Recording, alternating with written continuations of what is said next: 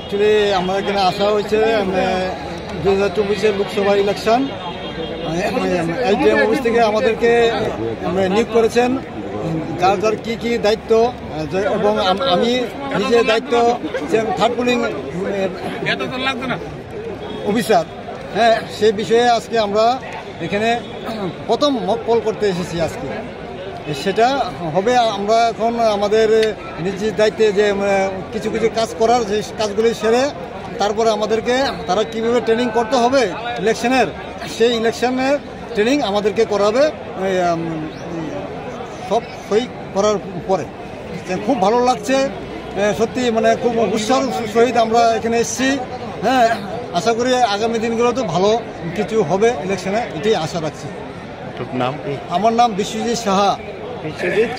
আমি अदर जो भी 8 कॉन्स्टिट्यूएंसीज हैं उसके लिए आज फर्स्ट मॉक पोल का डेट है। इसमें लगभग 3500 से 4000 लोगों का आज फर्स्ट ट्रेनिंग दिया जाएगा।